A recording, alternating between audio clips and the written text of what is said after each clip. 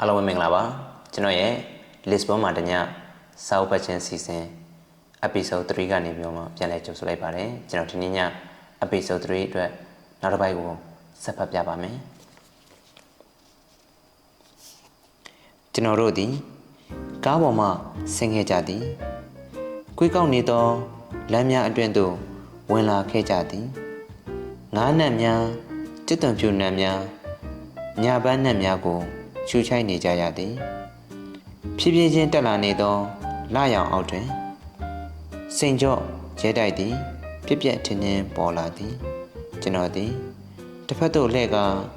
တင်းမောစိတ်ကိုမျှော်ကြည့်မိသည်အောက်ဘက်တွင်မြစ်ပြင်သည်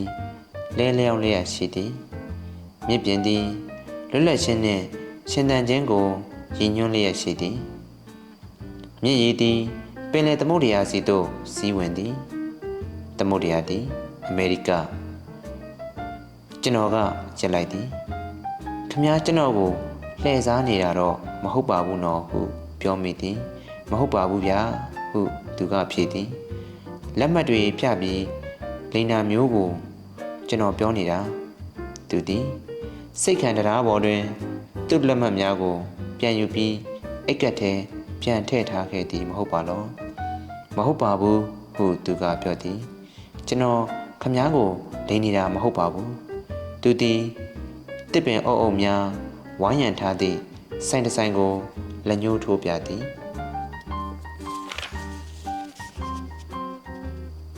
ကျွန်တော်ပြောတာအဲ့ဒီနေရာပဲအခုချိန်ထိဖွင့်တော့မယ်ကျွန်တော်တို့ကိုလည်းဘယ်သူကမှစိတ်ဝင်စားစရာမရှိဘူးဒီဆိုင်ရဲ့ဖောက်တယ်တွေအားလုံးဟာနိုင်ငံသားတွေကြီးပဲသူတို့အနေနဲ့ကျွန်တော်တို့ကိုမနှက်ပြန်တင်မောနဲ့လိုက်မဲ့လူတွေလို့ထင်ကြမှာပေါ်တူဂီမှာနောက်ဆုံးညအနေနဲ့ပျော်ပွဲကျင်းပနေတယ်လို့ပဲတွက်ကြမှာညနေတကောင်ရန်ထိဖွင့်သောစားတော့ဆိုင်မျိုးဖြစ်သည်အထဲတွင်ကပွဲခမ်းမရှိသည်အပြင်ဘက်မျက်နှာစာတွင်တခန်းတနာပြင်ဆင်ထားသည်ဂီတာတီးတန်နှင့်မိန်းကလေးတစ်ယောက်တခြင်းဆိုတန်ကိုကြားနေရပါသည်ရှေ့ဘက်မျက်နှာစာ၌ခင်းထားသည့်စပွဲများတွင်နိုင်ငံသားများကနေရာယူထားကြသည်စပွဲတစ်လုံးတွင်ညာခင်းဝတ်စုံနှင့်အမျိုးသမီးတစ်ယောက်သည်အဖြူရောင်ညဝတ်စုံဝတ်ထားသည့်အမျိုးသားတစ်ယောက်နှင့်ထိုင်နေကြသည်စင်ချေကျော်၏အစွန်းတစ်ဖက်တွင်စပွဲတစ်လုံးသာလျှင်လွတ်နေသည်ကိုတွေ့ရသည်ကျွန်တော်တို့ထိုစပွဲ၌ထိုင်ကြပါသည်လစ်ဘွန်မြို့ကိုအပေါ်စီးမှမြင်တွေ့နေရ၏မှုံဝါးဝါအလင်းရောင်အောက်ရှိဖျားချေကိုကျောင်းများလမ်းများတင်မောစိတ်ခံတရားများပြီးတော့နိုအာ၏လေကြီးနှင့်တူနေသည့်တင်မောတည်ပြီးတဲ့နောက်ရှင်သန်တဲ့ဘဝကိုခမားယုံကြည်သလားဟုလက်မပိုင်ရှင်ကကျွန်တော်အားမေးသည်ကျွန်တော်ကသူ့အားလှမ်းကြည့်သည်သူ့ထံမှဤစကားမျိုးကြားရလိမ့်မည်ဟုကျွန်တော်မမျှော်လင့်ခင်ကျွန်တော်မပြောတတ်ဘူးဗျာဟုကျွန်တော်ကဖြေသည်လွန်ခဲ့တဲ့နှစ်အနည်းငယ်တွင်ကတော့မတည်ခင်ဘဝချင်တန်မှုအကြောင်းကိုတွေးနေတာနဲ့ပဲတခြားဘာကိုမှမတွေးနိုင်ခဲ့ဘူးကျွန်တော်အမေရိကရောက်မှပဲခမားပြောတဲ့အကြောင်းကိုကြာကြာနာနာတွေးရတော့မှာပဲကျွန်တော်ကသူပေးမည်ဟုပြောထားသောတင်မောလက်မှတ်များကိုတရိယာစေရန်ရည်စူး၍ပြောခြင်းဖြစ်ပါသည်စိတ်ချပါကျွန်တော်ခမားကိုမလိမ္မာဘူးဟုသူကပြောသည်ကျွန်တော်စိတ်သက်သာရာရသွားသည်တက်ပြင်းတစ်ချက်ချလိုက်သည်ကျွန်တော်သူဘာပြောနားထောင်ရန်အသင့်ပြင်ထားသည်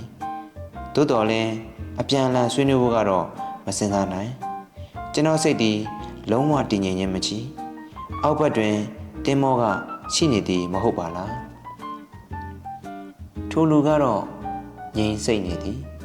မျက်လုံးများပွင့်ပြီးအိပ်ပျော်နေသည်နှင့်တူသည်ထို့နောက်အတွင်းဘက်မှဂီတာသမားထွက်လာသည့်အခါသူလည်းအိပ်ပျော်နေရမှနိုးလာသူလိုဖြစ်လာသည်ကျွန်တော်နာမည်ကချက်ဝတ်ဟုသူကပြောသည်ကျွန်တော်နာမည်ရင်တော့မဟုတ်ဘူးကျွန်တော်နိုင်ငံကူးလက်မှတ်ထဲကနာမည်ဒါပေမဲ့နာမည်ရင်းလိုဖြစ်နေတာချပါပြီဗျာခမားပြင်သစ်နိုင်ငံမှာတော်တော်ကြာကြာ နေခဲ့ဘူးသလားသူတို့ကခွင့်ပြုတဲ့လောက်ပဲနေခဲ့ရတာပါအချုပ်နဲ့နေခဲ့ရတာလားစစ်ဖြစ်ချိန်မှာတော့လူတိုင်းဟာဒီလိုပါပဲထိုလူကကောင်းနေသည်ဟုတ်ပါတယ်ကျွန်တော်တို့အားလုံးအတူတူပါပဲကျွန်တော်ကတော့ပြောပါတယ်ဟုပြောသည်ဘာပဲဖြစ်ဖြစ်ကျွန်တော်ကတော့ပြောပါတယ်ကျွန်တော်ကတအွန်တော်ဖြစ်ကသူ့အားလဲကြည့်သည်သူ့ပါဇက်ကပြောနေသည့်စကားနှင့်အမူအရာမှာတခြားစီဖြစ်နေသည်ခမားပြောခဲ့တာဘယ်တော့မှလဲဟုကျွန်တော်ကမေးသည်ခြေချုပ်စခန်းမှာလားမဟုတ်ဘူးဟိုးရင်တုန်းကပါ1939ခုနှစ်ပြင်သစ်မှာပဲလားဟုတ်တယ်စစ်ကြီးမဖြစ်ခင်တစ်နှစ်ကလွေရသည်မှာပေါ့ဘလို့ဖြစ်လာတဲ့ဆိုတာကျွန်တော်ဖြင့်အခုထက်ထိနားမလည်သေးပါဘူးဒါကြောင့်လဲအဲ့ဒါတွေကိုပြောပြနိုင်ဖို့လူတစ်ယောက်လိုနေတာပဲဒီမှာကကျွန်တော်မှအတိမရှိဘူးဗျဒါပေမဲ့ကျွန်တော်အနေနဲ့ဒီเจ้าတွေကိုပြောပြလိုက်ရင်ကျွန်တော်အားလုံးကိုပြန်ပြီးသတိရလာမှသိကြပါတယ်ဒါတွေကိုမမေ့တော့ဘူးပေါ့ဗျာဒါကြောင့်လဲစကားပြောစရာအဖော်လေးတယောက်ချိနေနေတာပါသူသည်စကားကိုဖျက်၍ရပ်ထားသည်ခမညာနားလည်ပါတယ်နော်ဟုမေးသည်ဟုတ်ကဲ့ဟုကျွန်တော်ကပြောသည်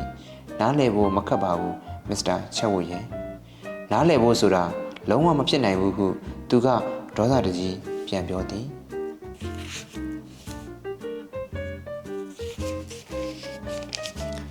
သူက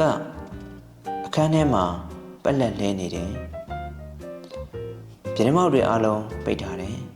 သူလဲနေတာကတစ်သားခေါင်းတစ်လုံးထဲမှာဗျသူကသေးနေပြီသူ့ဘဝဟာမရှိတော့ဘူးဒါကိုဘယ်သူကနားလည်နိုင်မှာလဲနားလည်တဲ့လူတယောက်မှမရှိဘူးခမားလဲနားမလည်ဘူးကျွန်တော်လဲနားမလည်ဘူးဘယ်သူမှလဲနားမလည်ဘူးနားလည်ပါတယ်လို့ပြောတဲ့လူဟာလူလိမ်ပဲကျွန်တော်ကဘာတခွန်းမှမပြောဘဲသူ့စကားကိုသာစောင့်၍နားဆွနေသည်ယခုလိုအခြေအနေမျိုး၌ရောက်နေသည့်လူစားမျိုးနှင့်ကျွန်တော်မကြာခဏတွဲ၍ထိုင်ခဲ့ဘူးပါသည်ကိုယ်ပိုင်နိုင်ငံမရှိသည့်လူတစ်ယောက်သည်အချုံးများနှင့်ရင်ဆိုင်ရသည့်အခါမခံနိုင်ဖြစ်လေရှိသည်ထိုအချိန်မျိုးတွင်သူ့အားမြည်သည့်အရာကမှဆရာပြန်လည်တက်ကြွလာအောင်မလုပ်နိုင်စိတ်နေသောနိုင်ငံသည်ကြောက်စရာကောင်းလောက်အောင်ပင်ပို၍စိမ့်လာတတ်သည်ကျွန်တော်ကိုယ်တိုင်ပင်ဆွစ်ဇာလန်နိုင်ငံ၌နေခဲ့ရသည့်ကရင်းအဖြစ်မျိုးနှင့်ကြုံခဲ့ဘူးသည်ထိုစဉ်ကကျွန်တော်မိဘနှစ်ပါးနာဇီအချင်းစခန်းတစ်ခု၌အသက်ခံရကစခန်းထဲမှာမိတကြိုလိုက်ပြီးဟူသောသတင်းကိုကျွန်တော်ရခဲ့သည်မိတကြိုဆက်ထဲမှကျွန်တော်အမေ၏မျက်လုံးများသည်ကျွန်တော်အားအမြဲတစေ6လက်လျက်ရှိသည်ကျွန်တော်ထင်ပါတယ်အခုချက်ဝတ်ကပို၍တည်ငြိမ်သောလေသံဖြင့်ကျွန်တော်အားပြောသည်စစ်ပြေးဒုက္ခတဲ့အကြောင်းဟာ